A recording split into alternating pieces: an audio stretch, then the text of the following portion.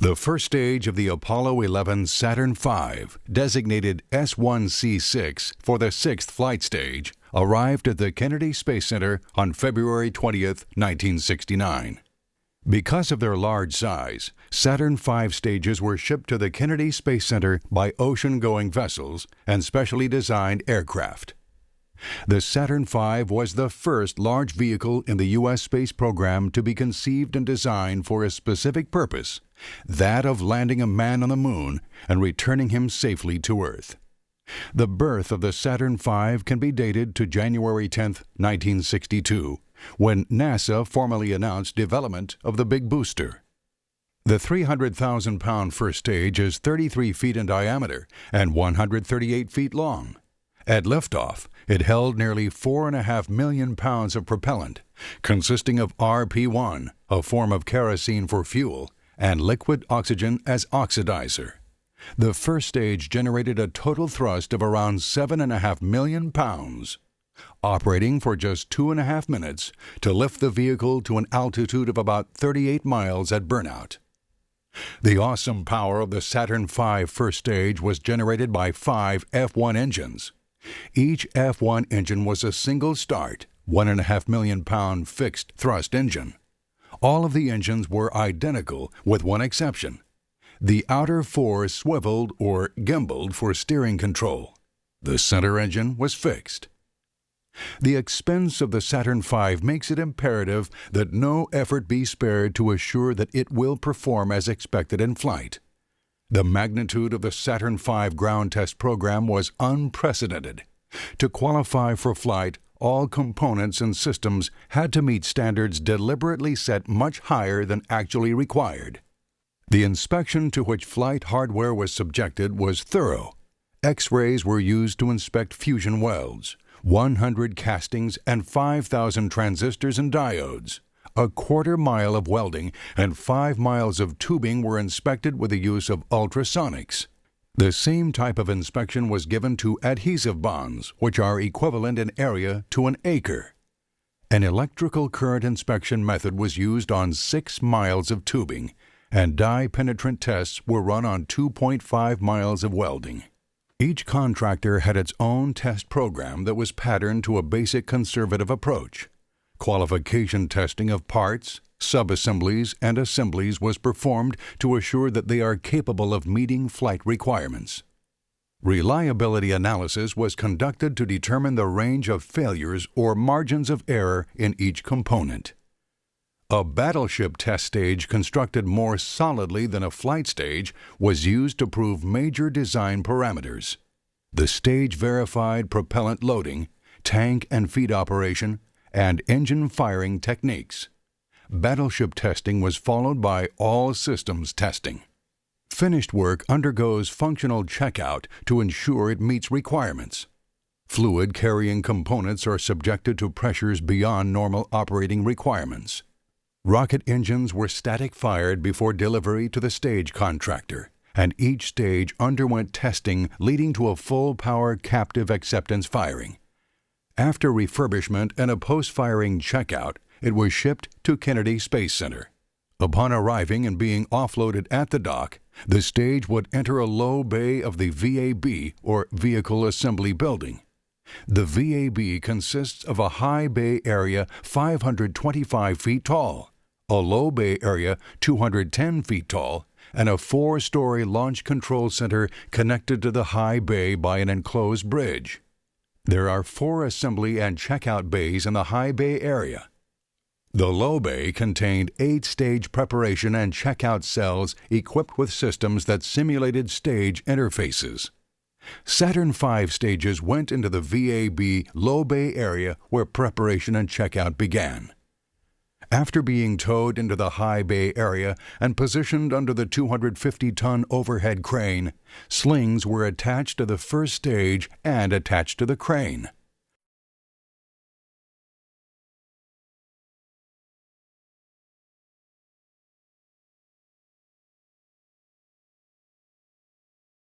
The stage is lifted to a vertical orientation and then positioned over the mobile launcher. At this stage in the process, the first stage is still missing the engine nozzle extensions and fairings and fins. These will be added later. The VAB had 141 different lifting devices at the time of the Saturn V, ranging from 1-ton mechanical hoists to two 250-ton high bay bridge cranes. Each pair of high bays shares a bridge crane. The cranes have a lifting range of 456 feet and a travel distance of 431 feet.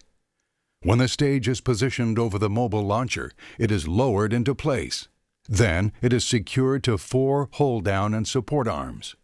These support the entire space vehicle during launch preparation and provide hold-down during thrust buildup prior to launch.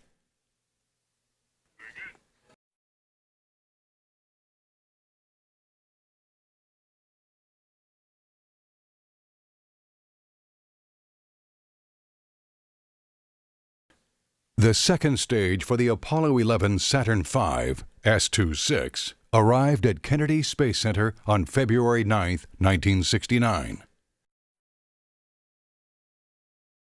On the Saturn V, the second stage employed cryogenic propellants of liquid hydrogen and liquid oxygen.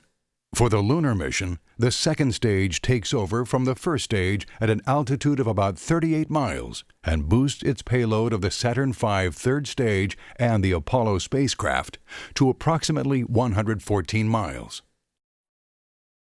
When its 5 J2 engines ignite, the stage is pushing more than 1 million pounds. Speed of the stage ranges from 6,000 miles per hour to 15,300 miles per hour.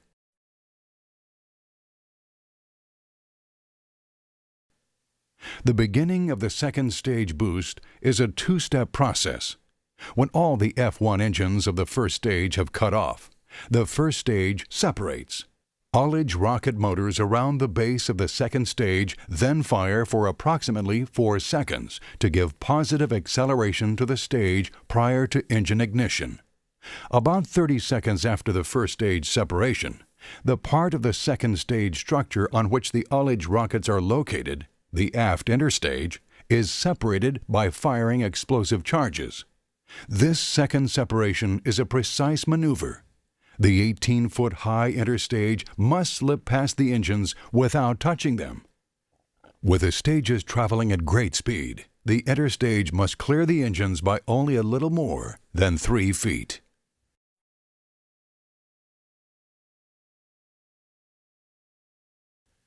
The second stage burns for about 6 minutes, pushing its payload into space. The 81-foot second stage is basically a container for its 942,000 pounds of propellant, with engines attached at the bottom. Propellants represent more than 90% of the stage's flight weight.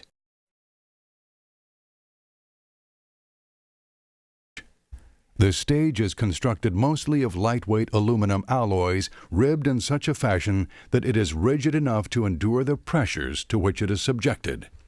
Special lightweight insulation had to be developed to keep its cryogenic propellants from warming.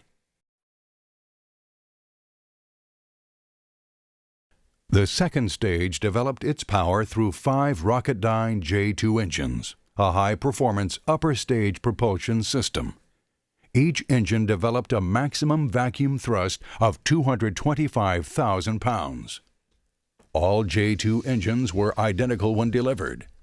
They all were designed to be restarted in flight. The restart capability is only used in the third stage. As in the first stage, the outer 4 engines in the second stage gimbal, while the center engine is fixed. The second stage of the Apollo 11 Saturn V was erected at the top of the first stage on March 4, 1969. Using the 250-ton bridge crane, the stage was lifted into position with the aft interstage attached.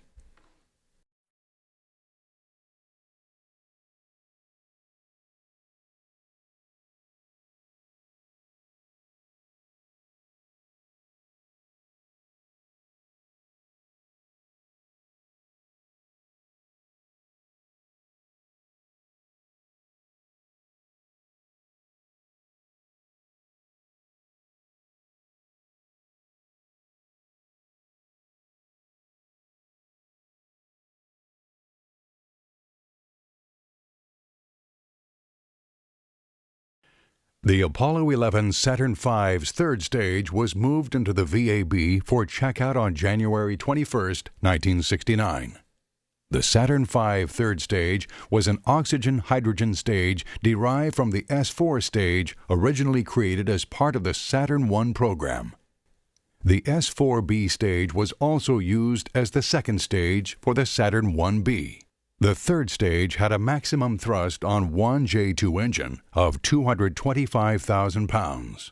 The stage was used for the final Earth orbital insertion and reignited to place the Apollo spacecraft on a translunar trajectory. The stage burned for about 2 3/4 minutes for orbital insertion and about 5.5 minutes for translunar injection.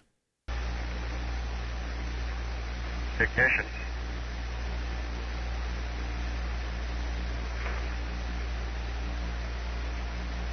We confirm ignition and the thrust is go.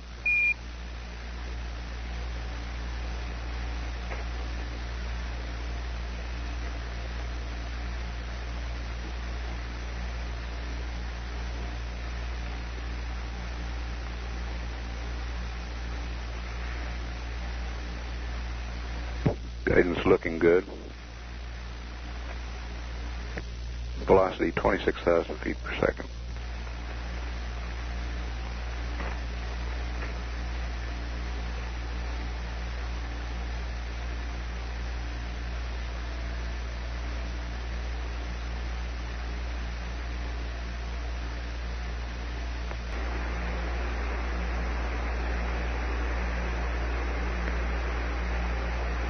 Cut off.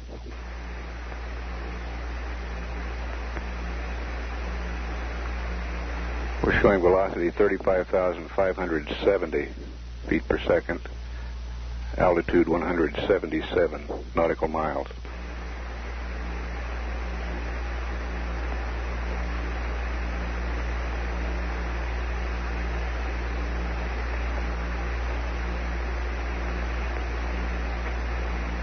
Apollo 11, this is Houston. We show cutoff and we copy the numbers in noun 62.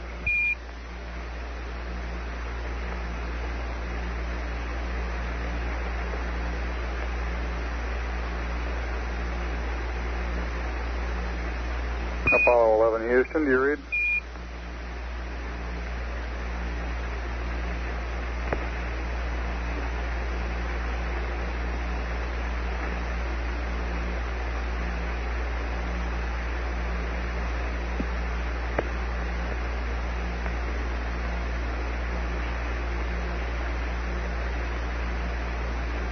Apollo 11, this is Houston. Do you read, over? Roger, Houston. Apollo 11. We're reading a VI of 35579er, and the EMS was plus 3.3, over. Roger, plus 3.3 on the EMS.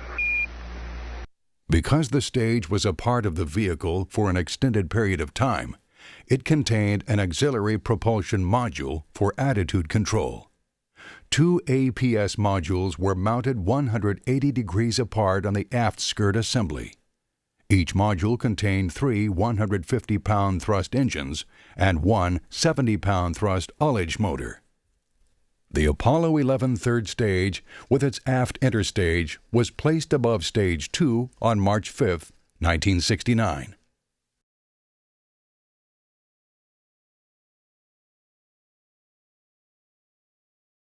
The instrument unit is the Saturn V's nerve center. It contains the electronic and electrical equipment needed for guidance, tracking, and communications of vehicle environmental and performance data. The IU also contains environmental control equipment for temperature control, batteries, and power supplies to furnish operating power for electronic equipment. The stage structure is 260 inches in diameter and 36 inches high and becomes a load-bearing part of the vehicle.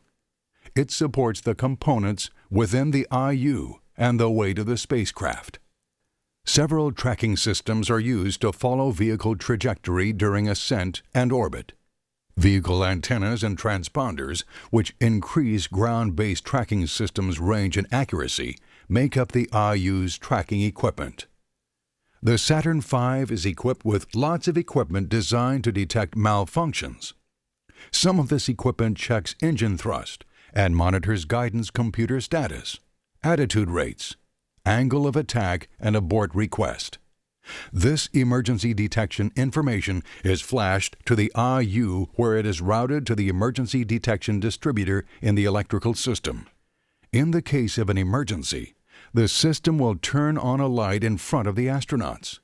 If the spacecraft abort selector switch is in the automatic abort position, the abort will take place without further crew participation. The action cannot be vetoed by the astronauts. However, if the selector switch is in the manual position, the crew makes the decision when to abort a mission.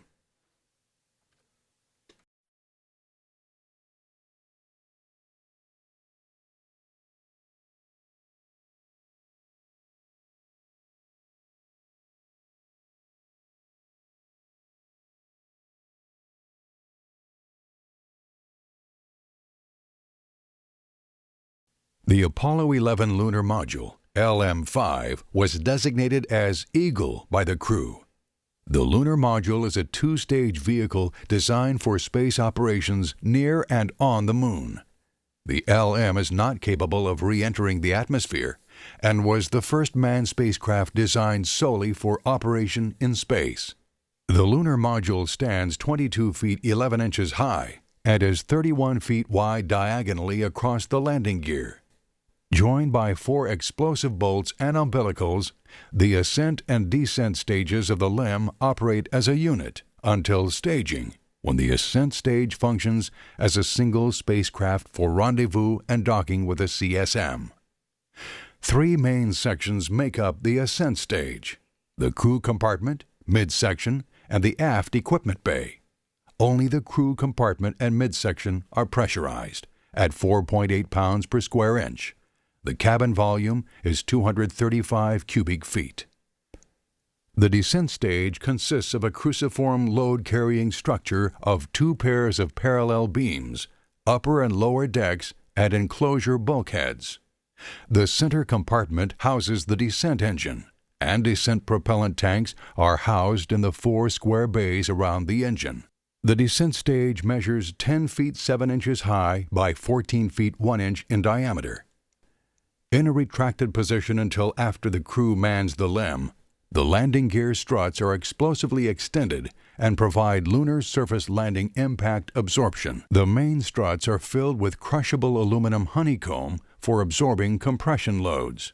Footpads 37 inches in diameter at the end of the landing gear provide support on the surface.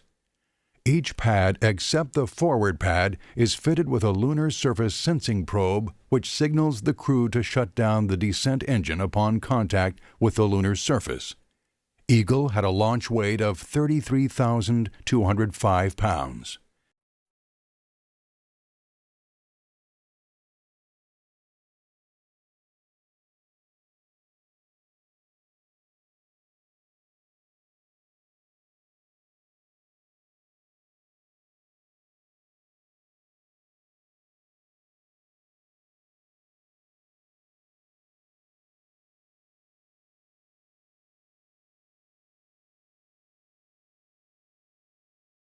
CSM-107, Apollo 11's Command and Service Module spacecraft, was designated as Columbia by the crew.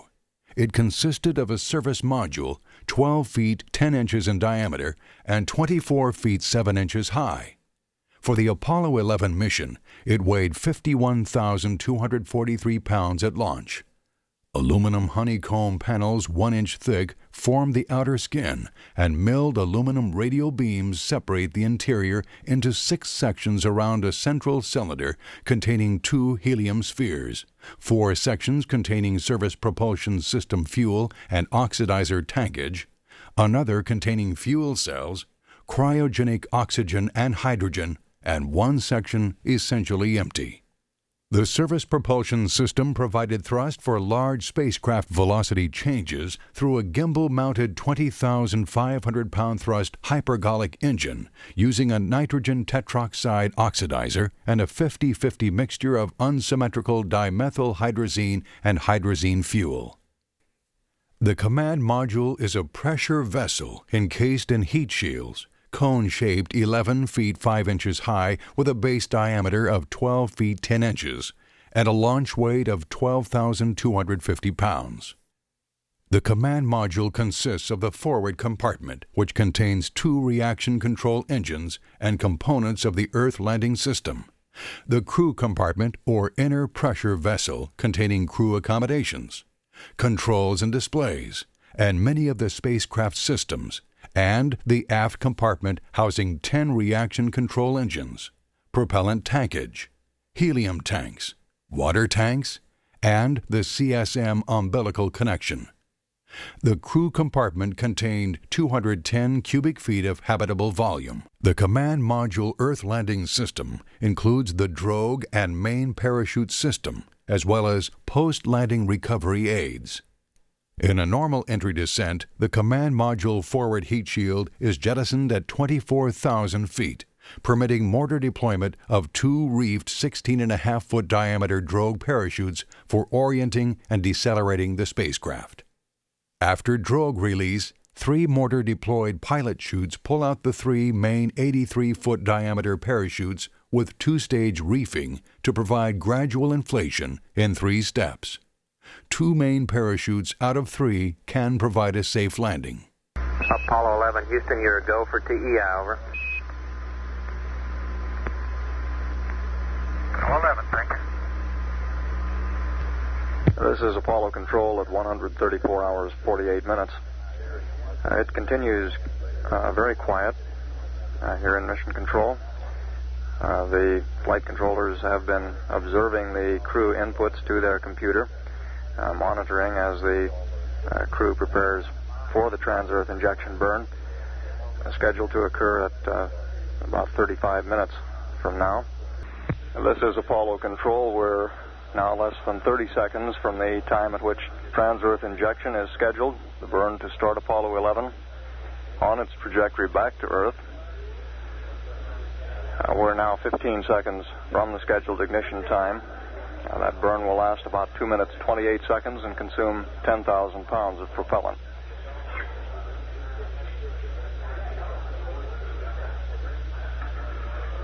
The crew should be burning at this time. Of course, that maneuver is performed on the backside of the moon. We have no data from the spacecraft here in Mission Control at this time. We won't know how the burn went for about another 10 minutes, which is the time at which we're scheduled to reacquire Apollo 11. AOS. And there's the cue. We have acquisition of signal. Hello, Apollo 11, Houston, how did it go, over?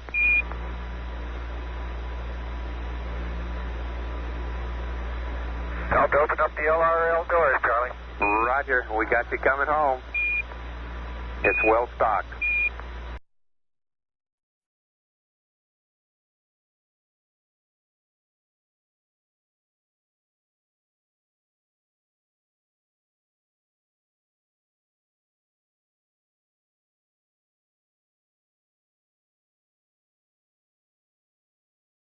At launch, the lunar module is housed in the spacecraft lunar module adapter section. This is a truncated cone 28 feet long extending from the top of the instrument unit to the bottom of the service module.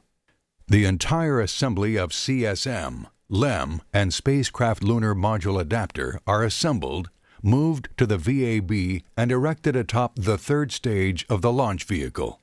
There she goes. It was a good one. Roger, Dodger. We got Eagle looking good. It's holding cabin pressure, and it picked up about 2 feet per second from that jettison. I believe that. I can see some cracks in outer coating around the tunnel. In the thermal protective covering. I don't think it has anything to do with structure. Roger.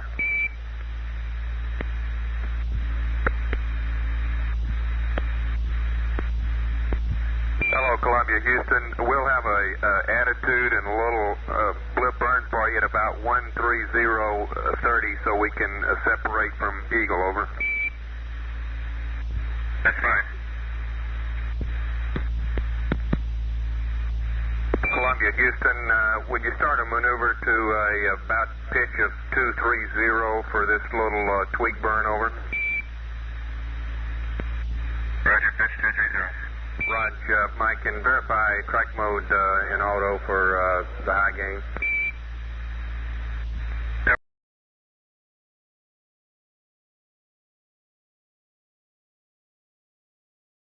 The crewmen of Apollo 11 spent more than 5 hours of formal crew training for each hour of the mission's 8-day duration. This training included detailed briefings on spacecraft systems, operation and modifications, Saturn launch vehicle briefings on countdown, range safety, flight dynamics, failure modes, and abort conditions. Briefings were held and continuous training done on mission photographic objectives and use of camera equipment. Stowage reviews and practice in training sessions in the spacecraft mock-ups and command module simulators allowed the crewmen to evaluate spacecraft stowage of crew-associated equipment. More than 400 hours of training per man in command module and lunar module simulators were conducted, along with entry corridor deceleration profiles at lunar return conditions in the centrifuge. Lunar surface briefings and 1G walkthroughs of lunar surface EVA operations were conducted. In addition, the crew became familiar with the flight hardware through visits to the manufacturing facilities and through altitude chamber runs with both spacecraft. In these runs, the spacecraft were placed in a condition simulating flight pressure.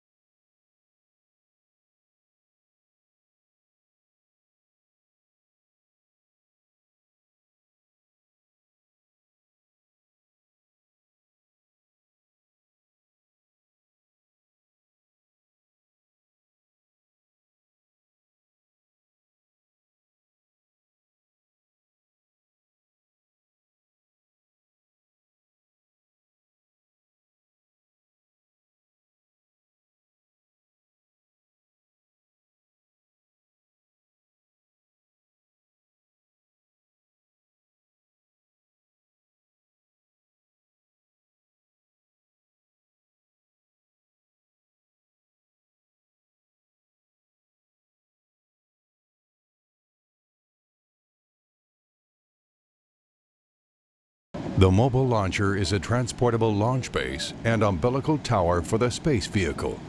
3 mobile launchers were used at Launch Complex 39. The launcher base is a 2-story steel structure, 25 feet high, 160 feet long, and 135 feet wide. It is positioned on 6 steel pedestals 22 feet high, both in the VAB and at the launch pad. At the launch pad, the launcher was also stiffened by 4 extendable columns designed to counter rebound loads if the Saturn engines cut off. The umbilical tower, extending 398 feet above the launch platform, is mounted on one end of the launcher base. A hammerhead crane at the top has a hook height of 376 feet above the deck. The 12 million pound mobile launcher stands 445 feet high when resting on its pedestals. The launch vehicle sits over a 45-foot square opening which allows an outlet for engine exhaust into the launch pad trench containing a flame deflector. This opening is lined with a replaceable steel blast shield, independent of the structure, and is cooled by a water curtain initiated 2 seconds after liftoff. There are 9 hydraulically operated service arms on the umbilical tower. These service arms support lines for the vehicle umbilical systems and provide access for personnel to the stages as well as the astronauts to the spacecraft. On Apollo 11, one of the service arms is retracted early in the count. The Apollo spacecraft access arm is partially retracted at T-minus 43 minutes. A third service arm is released at T-minus 30 seconds and a fourth at about T-minus 16 seconds. The remaining 5 arms are set to swing back at vehicle first motion. The Apollo Access Arm, Service Arm 9, located at the 320-foot level above the launcher base, provides access to the spacecraft cabin for the closeout team and astronaut crews. The flight crew boards the spacecraft starting at about T-minus 2 hours 40 minutes. The Apollo 11 vehicle is secured to the mobile launcher by 4 combination support and hold-down arms mounted on the launcher deck. The hold-down arms are cast in one piece, about 6 by 9 feet at the base and 10 feet tall, weighing more than 20 tons. Damper struts secure the vehicle near the top. After the engines ignite, the arms hold Apollo 11 for about 6 seconds until the engines build up to 95% thrust. The arms release on receipt of a launch commit signal at the 0 mark in the count. The vehicle is prevented from accelerating too rapidly by controlled release devices. The 6 million pound transporters move mobile launchers into the VAB and mobile launchers with assembled Apollo space vehicles to the launch pad. They are also used to transport the mobile service structure to and from the launch pad. 2 crawler transporters were constructed and are still used today to transport space shuttle vehicles. Maximum speed of the transporter is about 1 mile per hour loaded. The 3.5-mile trip to Pad A with Apollo 11 took about 6 hours. The transporter has a leveling system designed to keep the top of the space vehicle vertical within plus or minus 10 minutes of arc, about the dimensions of a basketball. The system also provides leveling operations required to negotiate the 5% ramp which leads to the launch pad and keeps the load level when it is raised and lowered on pedestals. The transporter moves on a roadway almost as broad as an 8-laned highway and is designed to accommodate a combined weight of about 18 million pounds. The roadway was built in 3 layers with an average depth of 7 feet. The base layer is 2.5 feet of hydraulic fill. The next layer consists of 3 feet of crushed rock. The top is covered with a cover of river rock, 8 inches deep.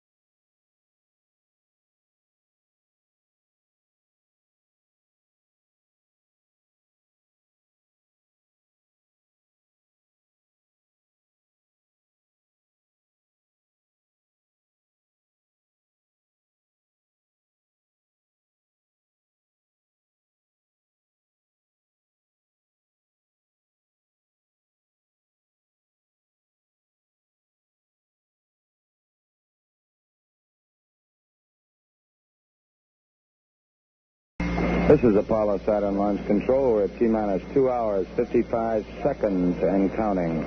We're approaching the 2-hour mark in our countdown, and we appear to be proceeding satisfactorily at this time.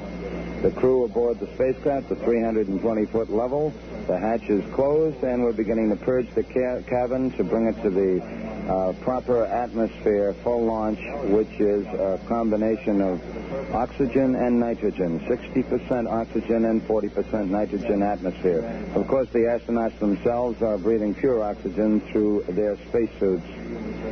Coming up shortly will be another key test in which both the launch crew for the launch vehicle crew and the spacecraft team combined together with the commander, Neil Armstrong, to make a thorough check of the emergency detection system. This is the system that will signal the astronauts in the cabin if anything goes wrong below them. We used a ground-based computer to accomplish this test. It's rather lengthy as these tests go using a computer. It will take some 30 minutes. Neil Armstrong will be doing most of the work in the spacecraft, responding as different cue lights signifying different difficulties are presented to him. The abort panel, of course, is across from the commander on the left-hand side, the left front of the spacecraft. Our countdown continuing, T-minus 1 hour, 59 minutes, 34 seconds, and counting. This is Kennedy Launch Control.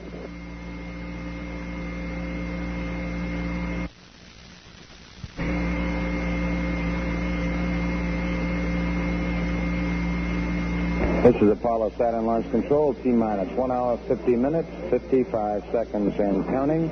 We're proceeding with the countdown for the Apollo 11 mission at this time, and it's going satisfactorily.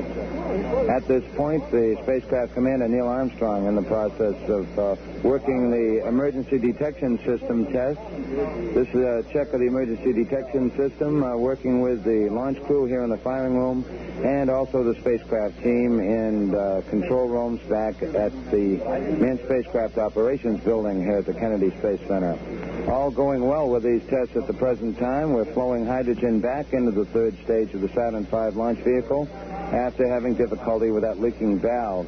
It appears that we are bypassing the use of the valve directly in loading the hydrogen aboard, but we are getting the hydrogen back in to replenish the supply. All appears to be going well at this time. Weather is go.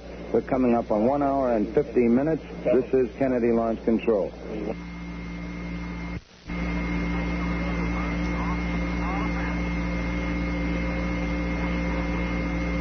This is Apollo Saturn Launch Control, T-minus 1 hour, 40 minutes, 55 seconds, and counting.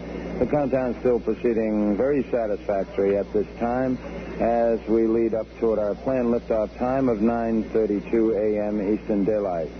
The spacecraft commander, Neil Armstrong, continuing this extensive series of checks of the emergency detection system, working with both the launch vehicle test crew and the spacecraft crew. This is a key test and a very thorough test to assure ourselves before we commit to liftoff that all the emergency detection techniques inside the launch vehicle are operating properly here on the ground, so if required in flight, the spacecraft commander and, of course, his two fellow astronauts could be signaled of a difficulty inside the rocket and could take proper abort action as required. Thus far, the three astronauts aboard the spacecraft have just been giving business-like responses back to the directions and checks, working with the spacecraft conductor, Skip Chauvin, as he runs down his procedures as the countdown continues. For T-minus 1 hour, 39 minutes, 46 seconds and counting. This is Launch Control.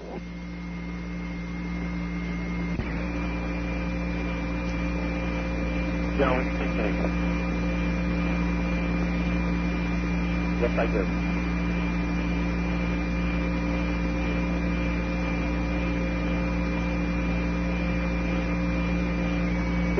This is Apollo Saturn Launch Control, T-minus 1 hour, 30 minutes, 55 seconds, and counting. All elements are go with the countdown at this time. The countdown aimed toward landing 2 astronauts on the moon. At this time, the spacecraft test conductor, Skip Chauvin, going through some checks with astronaut Mike Collins aboard the spacecraft. We're winding up this important emergency detection system test that Neil Armstrong has been participating in. Meanwhile, at the 320-foot level, the closeout crew now placing the boost protective cover over the hatch now that we have completed the cabin purge and have the proper environment inside the cabin. We have also performed leak checks to assure ourselves that the cabin atmosphere is valid. This boost protective cover is used during the early phases of the powered flight and is jettisoned with the escape tower shortly after second stage ignition. Here in the firing room, the launch vehicle test team still keeping a close eye on the status of the propellants aboard the Saturn V launch vehicle. We're back to 100% supply with the liquid hydrogen fuel in the third stage.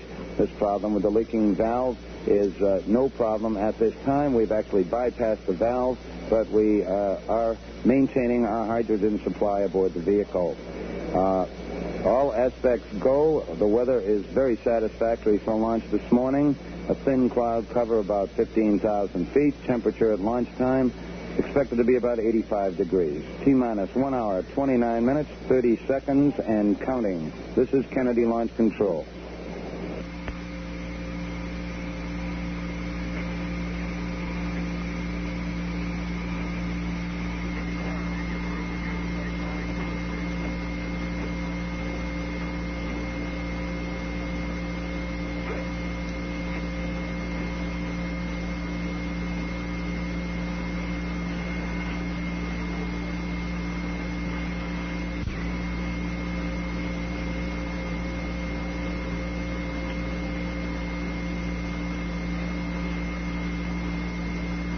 This is Apollo Saturn Launch Control. T-minus 1 hour, 20 minutes, 55 seconds, and counting. All still go with the countdown for Apollo 11 at this time. At this point in the countdown, spacecraft commander Neil Armstrong once again appears to be the busiest worker in the spacecraft as he's performing a series of alignment checks associated with the guidance system in the spacecraft. He's working these checks with the spacecraft test conductor as the spacecraft test conductor reads off the various procedures and Armstrong responds to them. The astronauts aboard the spacecraft also were informed by the spacecraft conductor a short while ago that the launch vehicle is go at this time. The hydrogen problem that we did encounter earlier has been solved. That's real good news, said Armstrong, and then he went back to work shortly thereafter. We're now coming up on the 1 hour, 20-minute mark in the countdown. This is Kennedy Launch Control. This is Apollo Saturn Launch Control. T-minus 1 hour, 11 minutes, 55 seconds, and counting. The countdown for Apollo 11 still going very satisfactorily at this time. In most cases, we're a matter of 5 or 10 minutes ahead of the countdown procedures. The crew in the White Room at the 320-foot level who have been aiding the astronauts up to this time are just in the process of finishing up their work. They've been advised by the spacecraft test conductor that they'll probably be able to move out in about 3 minutes or so. Once this is accomplished, once the closeout crew does depart, we'll be ready to move that swing arm back, swing arm 9. It will be moved 12 degrees away from the spacecraft hatch. This is about 5 feet away from the hatch. Once this is accomplished, we will arm the pyrotechnic systems in the spacecraft so in the event of a possible catastrophic condition below them with the launch vehicle, while still on the pad, the astronauts could fire that escape rocket and separate from the rocket in difficulty. The closeout crew about to depart at this time. That swing arm remains about 12 degrees away from the spacecraft hatch, as mentioned, 5 feet or so, until a 5-minute mark in the count when it's fully retracted to its fallback position.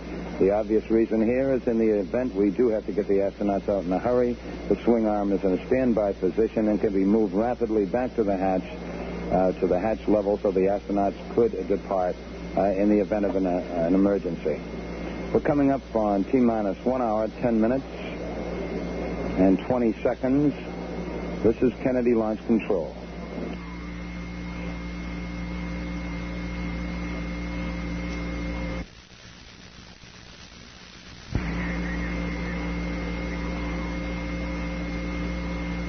This is Apollo Launch Control at 1 hour, 7 minutes, 25 seconds, and counting. Countdown still proceeding satisfactorily. For those people who would like to synchronize their watches in relation to the count, will synchronize on 26 minutes past the hour, which is now about 65 seconds away. We'll count down the last 5 seconds to 26 minutes past the hour. We're now 1 minute away from 26 minutes past the hour. In the meantime, we do have information from the civil defense agencies in the area. The estimate is more than 1 million persons are in the immediate area in Brevard County to watch the launch.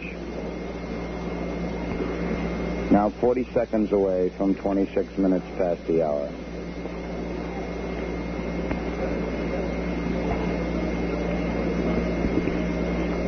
Civil Defense Agency reports further that there is extensive heavy traffic, a number of traffic jams, particularly in the area of Titusville, near US 1 and Route 50.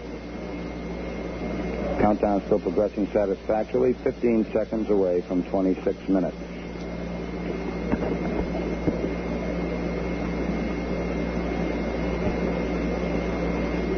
5, 4, 3, 2, 1, mark. 8:26 a.m. Eastern Daylight Time.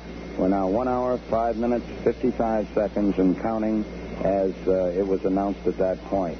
This is Kennedy Launch Control.